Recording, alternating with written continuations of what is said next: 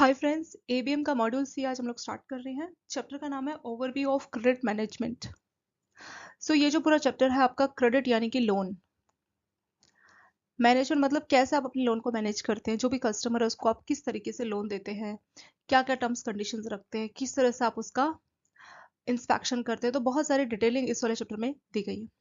सो पहले हम ये समझते हैं कि इंपॉर्टेंस ऑफ क्रेडिट, लोन हमें क्यों देना चाहिए। ठीक है, तो क्रेडिट देखा जाए तो एक बहुत इंपॉर्टेंट रोल प्ले करता है। It is playing important role in driving the national economy. अगर आप चाहते हैं कि कंट्री की इकोनॉमी ग्रो करे तो लोन उसमें एक बहुत बड़ा इंपॉर्टेंट फैक्टर है।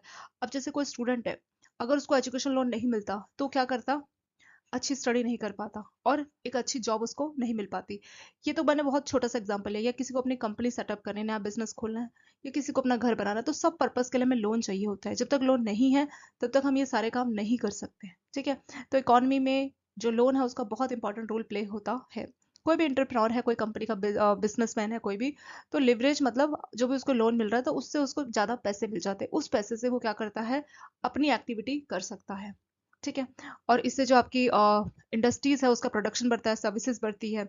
अब इंडस्ट्रीज वाले को लोन मिल गया तो वो नए नए प्रोडक्ट बना रहा है। नए नए प्रोडक्ट बनाने के लिए लोगों को क्या कर रहा है, वो सैलरी पे कर रहा है। ठीक है, काफी लोगों को हायर कर रहा है, लोगों को जॉब्स मिलती है। जॉब्स मिलती है तो लोग क्या करते हैं, उस जॉब के पैसे से खर्चे करते हैं। ठीक है, और खर्चों से क्या होता है, फिर से डिमांड राइज होती है। फिर डिमांड को पूरी करने के लिए सप्लायर बिजनेसमैन नए नए प्रोडक्ट बनाते हैं। तो इस तरह से पूरा का पूरा एक साइकिल चलता रहता है और इकोनॉमी जो है ग्रो करती रहती है। अब आप सोचिए कोई ऐसी कंट्री है जहाँ पे लोगों के पास पैसे ही नहीं है। जब पैसे नहीं है तो लोग क्या करेंगे, कुछ भी डिमांड नहीं करेंगे, क्योंकि जब आपके पास पैसे ही नहीं तो आप क्या खरीदेंगे, कुछ डिमांड तो आप नहीं कर सकते। तो डिमांड करने के लिए पैसा होना जरूरी है। तो अगर आप किसी एंटरप्रेन्योर को लोन दे रहे हैं तो क्या कर रहा है, अपना बिजनेस सेटअप कर रहा है। बिजनेस सेटअप से क्या कर रहा है, नई नई चीजें प्रोड्यूस कर रहा है। प्रोडक्शन के लिए उसको काफी लोग चाहिए, लेबर्स चाहिए, मजदूर चाहिए और वर्कर्स चाहिए। ठीक है, उनको वो सैलरी देगा। ठीक है, सैलरी से क्या करेंगे, लोग जाके फिर से क्या करेंगे, चीजों की डिमांड करेंगे। डिमांड करेंगे तो फिर से एंटरप्रेन्योर नए नए प्रोडक्ट को बनाएगा। तो इससे जो है इकोनॉमी एक, जैसे एक होता है ना पानी, बहता हुआ पानी। तो इस तरह से जो है ये एक टाइप का इकोनॉमी को, इकोनॉमी की लाइफ आप समझ सकते हैं इसको। ठीक है, और अगर किसी के पास कुछ पैसा ही नहीं है, कोई मार्केट में कुछ डिमांड ही नहीं कर रहा है, तो क्या होगा, इकोनॉमी भी बिल्कुल ठप पड़ जाएगी। तो क्रेडिट एक बहुत बड़ा रोल प्ले करती है इकोनॉमी को ग्रो करने के लिए। ठीक है, नेक्स्ट आता है आपका प्रिंसिपल्स ऑफ क्रेडिट। क्रेडिट का क्या प्रिंसिपल है। तो बैंकों ने कुछ प्रिंसिपल्स बनाए हैं। जब भी वो कोई लोन देता है तो कुछ प्रिंसिपल्स को बैंक फॉलो करता है। तो कौन कौन से प्रिंसिपल है, पहला है सेफ्टी ऑफ फंड। तो जब भी बैंक लोन देगा, इस बात को ध्यान में रखिएगा कि जो पैसा है वो सेफ है। ऐसा नहीं कि आपने किसी को भी लोन दे दिया और वो रिपे नहीं कर पा रहा। तो जहां भी आप लोन दे रहे हो वो पैसा सेफ है या नहीं है। दूसरा पर्पस, किस पर्पस के लिए आप लोन दे रहे हैं। क्या आप हाउसिंग लोन दे रहे हैं, एजुकेशन लोन दे रहे हैं, या बिजनेस लोन दे रहे हैं, किस काम के लिए आप लोन दे रहे हैं, वो हो जाएगा आपका पर्पस ऑफ लोन। तीसरा प्रॉफिटेबिलिटी। आपको ये भी देना होगा, देखना होगा कि जिस भी पर्पस के लिए आप लोन दे रहे हैं वो प्रॉफिटेबल है या नहीं है। लिक्विडिटी मतलब आपके पास टाइमली लिक्विड कैश अवेलेबल है या नहीं है। बैंकों के पास लिक्विडिटी का मतलब आपके पास टाइमली कैश है या नहीं है, कितना पैसा आपके पास लिक्विड फॉर्म में है जिसको आप लोन के तौर पे दे सकते हैं। अगला सिक्योरिटी, जहां भी आप लोन दे रहे हैं वो सिक्योर्ड है या नहीं है। सिक्योर्ड लोन वो होता है दोस्तों जिसके लिए प्रॉपर सिक्योरिटी कस्टमर देता है। जैसे हाउसिंग लोन तो घर एक सिक्योरिटी हो गया, कार लोन कार भी एक तरह की सिक्योरिटी हो गया। लेकिन एजुकेशन लोन में कोई भी सिक्योरिटी नहीं है, उसको हम बोलेंगे अनसिक्योर्ड लोन। तो जब भी बैंक लोन देता है तो उसका ये भी प्रिंसिपल होता है कि लोन के लिए कोई सिक्योरिटी वो ले ले। रिस्क स्प्रेड, कितना रिस्क है, लोन जो आपने दिया वो कितना रिस्की है। तो ये सारे जो है लोन के बेसिक प्रिंसिपल्स होते हैं। नेक्स्ट हेडिंग आपका टाइप्स ऑफ बोरोवर, कितने टाइप के बोरोवर होते हैं। तो बोरोवर कोई भी हो सकता है, कोई भी इंडिविजुअल, सोल प्रोप्राइटरशिप फर्म, अकेली कोई फर्म है, या हिंदू अनडिवाइडेड फैमिली है, वन पर्सन कंपनी, तो इतने सारे बोरोवर्स हो सकते हैं। कोई ट्रस्ट, कोई private company, joint venture, limited liability partnership firm या पार्टनरशिप फर्म।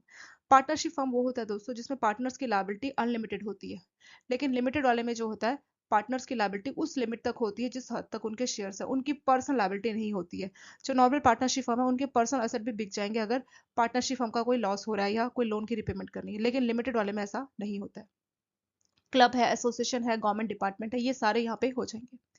तो ये जो भी बैंकों के अलग अलग टाइप के बोरोवर्स है, अलग अलग टाइप के लॉस एप्लीकेबल है अलग अलग टाइप के बोरोवर पे। जैसे अगर आप इंडिविजुअल की बात करें तो उनके साथ बैंक जो भी डील करेगा तो इंडियन कॉन्ट्रैक्ट एक्ट 1872 के हिसाब से करेगा। अगर पार्टनरशिप फर्म के साथ बैंक को डील कर रहा है, कोई लोन दे रहा है, तो पार्टनरशिप एक्ट 1932 लागू होगा। ठीक है, अगर लिमिटेड लायबिलिटी पार्टनरशिप फर्म के साथ बैंक अगर कुछ डील कर रहा है तो 2008 वाला एलएलपी एक्ट लागू होगा। हिंदू अनडिवाइडेड फैमिली के साथ कोई डील हो रहा है, हिंदू अनडिवाइडेड फैमिली के लिए आपको, ये क्या होता है, व्यक्ति होता है, मतलब उस फैमिली में अगर आपका जन्म हुआ है तभी आप हिंदू अनडिवाइडेड फैमिली के मेंबर्स बन सकते हैं। तो इसके लिए हिंदू सक्सेशन एक्ट 1956 लागू होता है।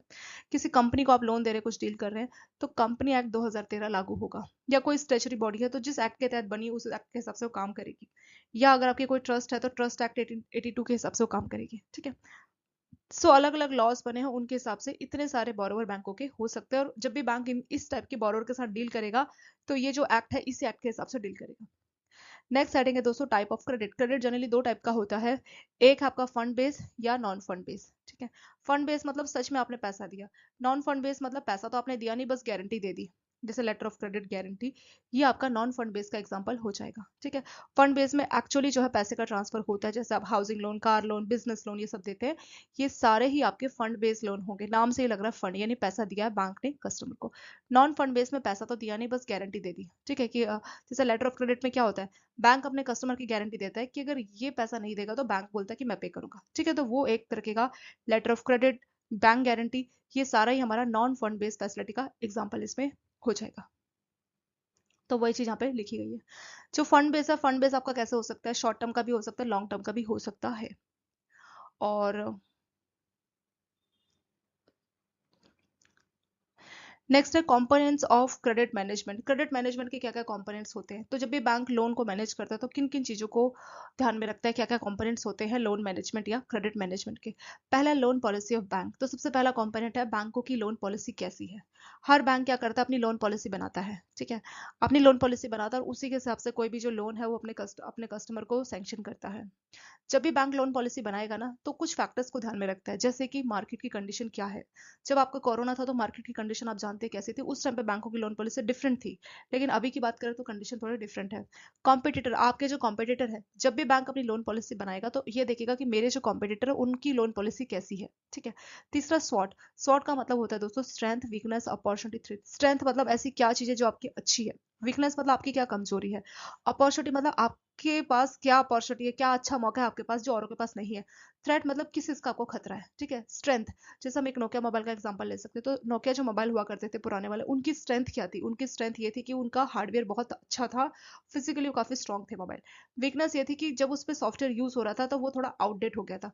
अपॉर्चुनिटी ये थी कि वो चाह के मार्केट में, क्योंकि बहुत बड़ा मार्केट शेयर उनका था ऑलरेडी, तो अगर थोड़ा बहुत भी वो अपना R&D पे खर्चा करते और जो है अपने नए सॉफ्टवेयर के हिसाब से अपने मोबाइल फोन में इंप्लीमेंट करते तो उनको प्रॉब्लम नहीं होती। थ्रेट ये था कि इतनी टेक्नोलॉजिकल एडवांसमेंट होने के बावजूद भी वो मार्केट में अच्छे से, कॉम्पिटिटर बहुत सारे आ गए थे जिसकी वजह से सर्वाइव नहीं कर पाए। ठीक है, तो ये चार चीजों को बैंकों को अपने एनालिसिस करनी चाहिए और उसके आधार पर लोन पॉलिसी बनानी चाहिए।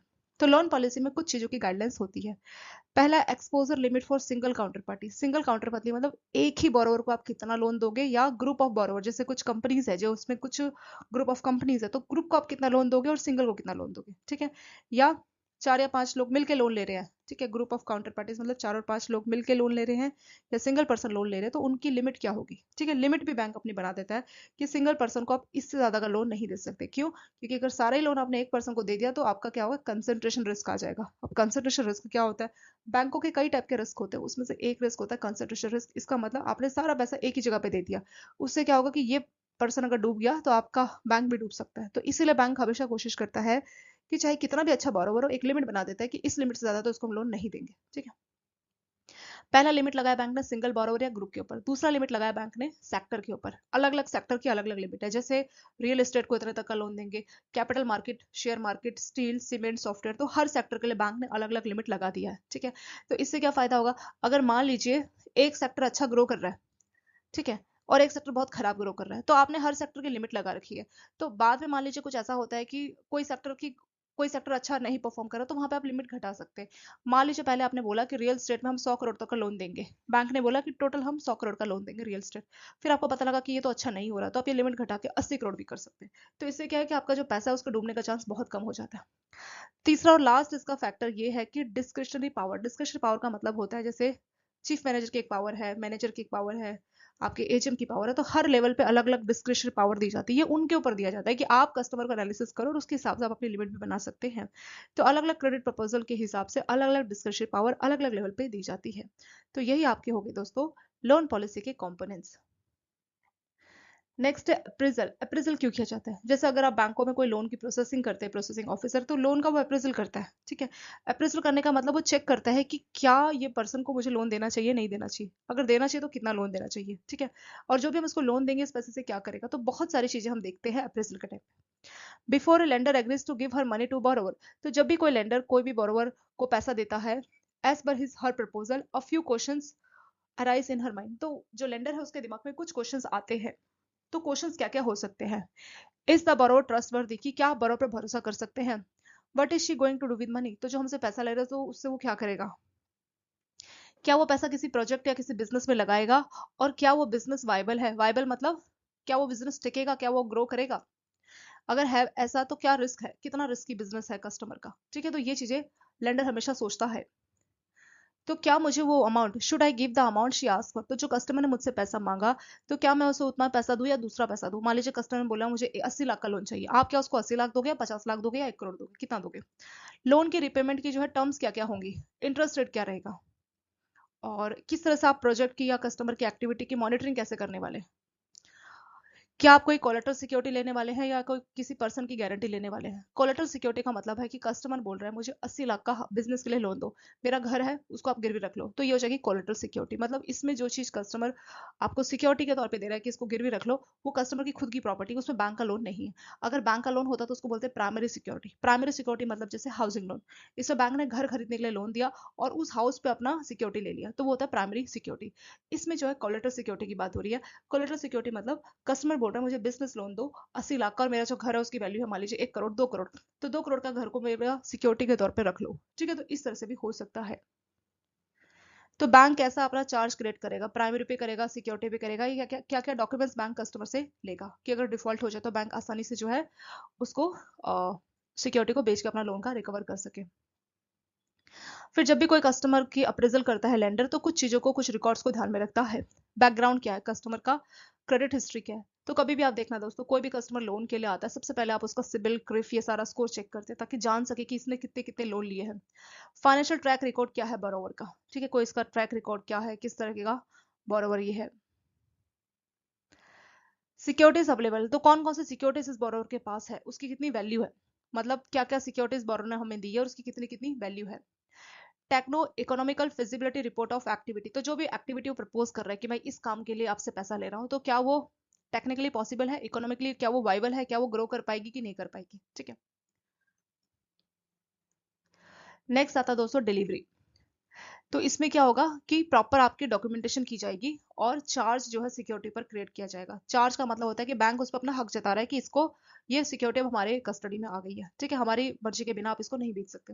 This also cover method of delivery, जैसे लोन है, कैश क्रेडिट है, ठीक है, एंड प्रोसीजर फॉर डिस्बर्समेंट। तो डिलीवरी में ये सारी चीजें होंगी, इसमें आपका डॉक्यूमेंटेशन किया जाएगा, आपकी जो सिक्योरिटी है, कस्टमर ने जो सिक्योरिटी दी है उस पर चार्ज क्रिएट किया जाएगा, और फिर बाद में जो है आपका, जैसे अगर आपने कोई कैश क्रेडिट लोन लिया तो वर्किंग कैपिटल हो जाएगा या कोई टर्म लोन हो जाएगा, ठीक है, और फिर आपके लोन की डिसबर्समेंट की जाएगी। नेक्स्ट आता है आपका control and monitoring. Control and monitoring नाम से ही लग रहा है। तो this is necessary not only to ensure end use of fund but also safety of fund. तो ये सिर्फ इतना इंश्योर नहीं करना कि एंड यूज ऑफ फंड क्या हुआ, एंड यूज ऑफ फंड मतलब जो पैसा आपने लोन के तौर पे दिया, कस्टमर ने उसको किस काम के लिए यूज किया वो तो आपको देखना है, पर साथ साथ ये देखना है कि वो सेफ्टी है या नहीं है। तो इसमें क्या है, इसमें ये देखना है कि बोरोवर और बैंक दोनों को टाइमली हेल्प हो जाए अगर कुछ अनफोर्सिन डिफिकल्टी। मान लीजिए कस्टमर ने बोला मैं अपने बिजनेस में लगाऊंगा इस पैसे को, और बिजनेस के साथ उसने उस पैसे को बिजनेस में लगाया, पर कुछ ऐसी एक्टिविटी उसने बिजनेस में शुरू कर दी जो प्रॉपरली सेफ्टी नहीं है, वो बिजनेस सेफ नहीं है, सिक्योर नहीं है, ठीक है। तो कंट्रोल और मॉनिटरिंग में बैंक इस बात को इंश्योर करता है कि कस्टमर का जो पैसा है जिस पर्पज के लिए बोला उसी पर्पज के लिए हो और प्रॉपर सेफली तरीके से उस पैसे को यूज किया जा सके। नेक्स्ट है credit risk management. Credit risk जो है एक बहुत ही इंपॉर्टेंट रिस्क होता है जो बैंक फेस करता है। क्रेडिट रिस्क का मतलब है बोरोवर डिफॉल्ट कर गया, अपनी ईएमआई पे करनी उसने बंद कर दी, ठीक है, तो उसको बोला जाता है credit risk. So it is very important that suitable policies are put in place to identify measure and control this risk within. तो इसीलिए जो है हमें प्रॉपर पॉलिसी बनानी चाहिए इस रिस्क को लेके कि अगर ये क्रेडिट रिस्क है तो क्या होगा, कैसे इसको मेजर करेंगे, कैसे इसको कंट्रोल किया जाएगा। तो ये चीज भी बैंकों की पॉलिसी में होनी चाहिए। नेक्स्ट है रेक्टिफिकेशन, रिस्ट्रक्चर एंड रिकवरी। तो आपने कितनी भी अच्छी पॉलिसी बनाई है with the best of loan policy, आपकी लोन पॉलिसी बहुत अच्छी है, आपने अप्रेजल भी बहुत अच्छा किया, अच्छे से प्रोडक्ट को डिलीवर किया, कंट्रोल मॉनिटरिंग सब कुछ किया, उसके बावजूद भी क्रेडिट डिफॉल्ट होने का चांस है। ठीक है, क्रेडिट डिफॉल्ट का मतलब है, क्रेडिट मतलब लोन, डिफॉल्ट मतलब पैसा देना उसने बंद किया, ईएमआई रिपेमेंट पे करनी बंद की, जैसे ईएमआई नहीं आ रही प्रॉपर, इस सबको बोला जाता है क्रेडिट डिफॉल्ट। ठीक है, तो जेन्युइन बिजनेस के केस में भी ऐसा हो सकता है। तो दो रीजन हो सकते हैं, या तो इंटेंशनली, इंटेंशनली मतलब कुछ बरोबर ऐसे होते हैं जिनके पास पैसा तो होता है पर वो जानबूझ के लोन नहीं देते, जिसको बोलता है विलफुल डिफॉल्टर। तो विलफुल डिफॉल्ट होने का भी चांस है, या जेन्युइन रीजन भी है कि कस्टमर के पास पैसा ही नहीं है। ठीक है, अगर पहला केस है, पहला केस मतलब कस्टमर के पास पैसा ही नहीं है, तो इसमें हम क्या करेंगे, हम उसकी फिजिबिलिटी को चेक करेंगे कि क्या कुछ रेक्टिफिकेशन पॉसिबल है या नहीं है। रेक्टिफिकेशन में हम उसकी लोन को जो है कुछ रेक्टिफाई करेंगे, कुछ टर्म्स और कंडीशन को चेंज करेंगे। ठीक है, और रिस्ट्रक्चर में भी वही होता है, रिस्ट्रक्चर का मतलब होगा कि जो आपकी लोन का टेन्योर थोड़ा बढ़ा दिया, ठीक है, थोड़ा आपका इंटरेस्ट रेट घटा दिया, इस तरह से आपको थोड़ा मार्जिन कम कर दिया, तो इस तरह से लोन को रिस्ट्रक्चर का भी मौका बैंक देता है। और अगर मान लीजिए रिस्ट्रक्चर पॉसिबल नहीं हो रहा, क्योंकि जो प्रोजेक्ट है, जो बिजनेस है, वो वाइबल है ही नहीं, वाइबल का मतलब होता है कि बिजनेस चलेगा, अच्छा ग्रो करेगा, बिजनेस ही ऐसा है कि चांस है नहीं इसका वाइबिलिटी का, तो उस केस में, और कस्टमर का भी कुछ खास इंटरेस्ट है नहीं उस बिजनेस को ग्रो करने में, ठीक है, तो उस केस में बैंक क्या करेगा, उसका लोन को टेक ओवर करके, उसकी प्रॉपर्टी को टेक ओवर करके अपने लोन का रिकवरी करेगा। ठीक है, तो इस तरह से किया जा सकता है। और बात करें विलफुल डिफॉल्टर की, तो ये तो वो है जो जानबूझ के पैसा नहीं दे रहे, तो इसमें जितना जल्दी रिकवरी प्रोसेस है, कोई भी लीगल एक्शन है, टाइमली लेना चाहिए। तो तीन ही तरीके हैं आपके पास। सो यही तीन तरीके यहाँ पे दिए गए। नेक्स्ट आता है हमारा रीफाइनेंस। रीफाइनेंस का क्या मतलब है? तो रीफाइनेंस में पहले एक वर्ड आता है दोस्तों, फाइनेंस। फाइनेंस मतलब किसी को लोन देना। रीफाइनेंस का मतलब आपने किसी को लोन दिया, मान लीजिए आपने किसी को 1 करोड़ का लोन दिया, किसी और से आपने 1 करोड़ का लोन ले लिया क्योंकि आपके पास कैश की शॉर्टेज थी, तो किसी और ने आपको 1 करोड़ का लोन दे दिया। ठीक है, तो उसी को रीफाइनेंस बोला जाता है। जैसे मान लीजिए बैंक ने किसी एग्रीकल्चर पर्पज के लिए कोई लोन दिया किसी कस्टमर को, मान लीजिए 1 करोड़ का लोन दिया। अब वो 1 करोड़ का लोन बैंक ने कस्टमर को तो दे दिया, लेकिन साथ में नाबार्ड से 1 करोड़ का लोन ले भी लिया, तो इसको बोला जाता है रीफाइनेंस। रीफाइनेंस मतलब दो बार कोई चीज हो रही है, एक बार तो बैंक कस्टमर को लोन दे रहा है और बैंक के पास कैश पैसे कम पड़ गए, लिक्विडिटी कम आ गई, इस चक्कर में वो नाबार्ड से रिफाइनेंस करा रहा है, तो उसको बोलते हैं रिफाइनेंस। रिफाइनेंस में एक बात याद रखना हमेशा, कि नाबार्ड जो बैंक को पैसे दे रहा है 1 करोड़, वो फ्री में नहीं, उसके लिए भी इंटरेस्ट चार्ज किया जाएगा, प्लस बैंकों को पैसा विद इंटरेस्ट नाबार्ड को वापस करना है। तो कभी भी किसी भी कस्टमर को आप लोन दे रहे हैं, चाहे वो रिफाइनेंस का लोन हो या नॉर्मल लोन हो, हर केस में बैंकों का जो रिस्क है वो बैंकों के पास ही रहता है, मतलब डिफॉल्ट होगा तो बैंकों को फेस करना है। बैंक नाबार्ड को ये नहीं बोल सकता कि आपके 1 करोड़ में वापस नहीं कर सकता क्योंकि कस्टमर ने डिफॉल्ट किया, ऐसा नहीं बोल सकता। बैंकों को 100% नाबार्ड का पैसा लौटाना है। तो इसलिए जो क्रेडिट अप्रेजल का प्रोसेस है, जैसे नॉर्मल कस्टमर पे लागू होता है, वैसे रिफाइनेंस कस्टमर पे भी लागू होता है। यहाँ पे बोला है कि रीफाइनेंस चाहे बैंक नाबार्ड से कराए, सिडबी से कराए, आरबीआई से कराए, किसी से भी कराए, ठीक है, हर केस से बैंकों को एक बात ध्यान रखनी चाहिए, और वो एक बात क्या है, वो एक बात ये है कि बैंकों को जो रिस्क है वो बैंकों के ऊपर ही होता है, the risk remains with the bank. So refinance की वजह से बैंकों का जो डिसीजन है, जो डिसीजन क्रेडिट प्रपोजल का डिसीजन है, वो चेंज नहीं होना चाहिए। नेक्स्ट आपका role of RBI guidelines in bank credit management. तो आरबीआई की गाइडलाइंस का क्या रोल रहता है? तो आरबीआई का जो बैंकों की क्रेडिट मैनेजमेंट की जो पॉलिसी है उस पर अच्छा खासा इन्फ्लुएंस होता है। जब भी बैंक कोई भी अपनी लोन पॉलिसी बनाते हैं तो इस बात को ध्यान में रखते हैं कि आरबीआई की, गवर्नमेंट की, या कोई भी गाइडलाइंस है उसको ध्यान में रख के बैंक अपनी लोन पॉलिसी या क्रेडिट मैनेजमेंट की पॉलिसी को बनाए। नेक्स्ट है and use of fund. And use of fund मतलब जो आपने पैसा दिया, मान लीजिए किसी कस्टमर को आपने घर के लिए हाउसिंग लोन दिया, तो इस बात को इंश्योर करना कि उसने वो पैसा घर खरीदने में ही लगाया, या फिर उस पैसे से बैंक ने, कस्टमर ने कोई बिजनेस किया या कोई कार खरीद ली, तो इसको बोलते हैं एंड यूज ऑफ फंड। मतलब जो पैसा दिया गया है, फंड मतलब लोन का जो पैसा दिया गया है, क्या सच में उसको उसी पर्पस के लिए यूज किया गया जिस पर्पस के लिए बोला गया था। ठीक है, सो it is responsibility of bank, या बैंकों की जिम्मेदारी बनती है इस बात को इंश्योर करना कि जो बैंकों का पैसा है उसको प्रॉपर तरह से बैंक यूज करे। It is therefore necessity for bank to evolve such arrangement as may be considered necessary to ensure that drawn from cash overdraft account are strictly for the purpose। तो जब भी bank कोई customer को loan दे रहा है, मान लीजिए cash credit के लिए दे रहा है, तो उसका यूज कैश क्रेडिट पर्पस के लिए ही होना चाहिए। जैसे वर्किंग कैपिटल जो होता है ना, कि डे टू डे रिक्वायरमेंट के लिए, अगर टर्म लोन लिया है तो कोई असेट बननी है, कोई मशीन खरीदनी है, कोई घर खरीदना है, तो टर्म लोन का पर्पस उसी के लिए होना चाहिए, किसी और पर्पस के लिए नहीं होना चाहिए। तो इसमें बैंक क्या क्या कर सकता है? तो जो कस्टमर है उसकी प्रॉपर जो है प्रोग्रेस रिपोर्ट चेक करेगा कि क्या उसने उसी पर्पस के लिए पैसे को यूज किया नहीं किया। उसके यूनिट जो है बिजनेस है वहां पे बैंक बार बार विजिट करेगा। जो भी उसकी बुक्स ऑफ अकाउंट है, कस्टमर ने बुक्स ऑफ अकाउंट मेंटेन किया होगा, उसकी बैंक छानबीन करेगा। जो उसकी स्टॉक ऑडिट है, स्टॉक ऑडिट से पता लगता है क्या क्या स्टॉक्स कस्टमर के पास रखे हुए हैं, तो उसको बैंक इंस्पेक्शन करेगा, चेक करेगा। ठीक है, और कस्टमर से एक सर्टिफिकेट भी बैंक ले सकता है। वो उस सर्टिफिकेट में ये होगा कि इस पैसे को उसी पर्पज के लिए मैं यूज करूंगा जिसके लिए मुझे लोन दिया गया है। ठीक है। और किसी किसी केस में बैंक ऑडिटर से भी, जो बोरोवर का जो ऑडिटर है उससे भी एक लेटर लिखवा सकता है, क्योंकि जो बोरोवर का ऑडिटर है वो झूठ नहीं बोलेगा। कि ऑडिटर इस बात को लिख के देगा कि हाँ हाँ, मतलब एक सर्टिफिकेट देगा ऑडिटर, उसमें लिखा होगा कि हाँ इस पर्पज के लिए इस पैसे को यूज किया गया। कोई बहुत हाई अमाउंट का जो लोन है उस केस में बैंक अपना खुद का ऑडिटर भी भेज सकता है, और बैंक ऑडिटर जाके चेक करेगा कि हाँ सच में पैसे को उसी पर्पज के लिए यूज किया गया है, किसी और पर्पज के लिए यूज किया गया है। ठीक है। और प्रॉपर इंटरनल ऑडिट और जो इंस्पेक्शन है वो की जाएगी, और टाइमली रिव्यू भी किया जाएगा। ठीक है। इसके साथ ये वाला पार्ट आपका हो चुका है दोस्तों कंप्लीट। प्रायोरिटी सेक्टर को हम लोग पार्ट 2 में डिस्कस करेंगे। पार्ट 1 में हमने आज क्या क्या देखा, तो मेन जो चीजें हैं उसमें हमने ये एक तरह से बेसिक समझा कि क्यों बैंक अपना क्रेडिट अप्रेजल करता है, क्यों वो चेक करता है। तो लोन का आप जानते हैं कितना इंपॉर्टेंट रोल रहता है, बिना लोन के आपकी इकोनॉमी ग्रो नहीं कर सकती। तो इकोनॉमी को चलाने के लिए लोन का बहुत इंपॉर्टेंट रोल रहता है। जब भी बैंक लोन देता है तो कुछ प्रिंसिपल को फॉलो करता है कि पैसे को सेफली दे। ऐसा नहीं कि किसी को भी लोन दे दिया, सेफ्टी है या नहीं है, पैसा वापस आएगा कि नहीं आएगा, किस पर्पस के लिए लोन दिया जा रहा है, क्या जो लोन दे रहा है बैंकों के लिए प्रॉफिटेबल होगा कि नहीं होगा, क्या बैंकों के पास सफिशिएंट लिक्विडिटी कैश है या नहीं है, क्या कस्टमर ने कोई सिक्योरिटी दी या नहीं है दी है, जिसको भी आपने लोन दिया वो कितना रिस्की है, बहुत रिस्की है या कम रिस्की। जैसे पर्सनल लोन ज्यादा रिस्की है, क्यों? क्योंकि उसमें आपने पर्सन की गारंटी दी है, उस पर्सन की डेथ होगी, कुछ हो गया तो लोन डूब जाएगा।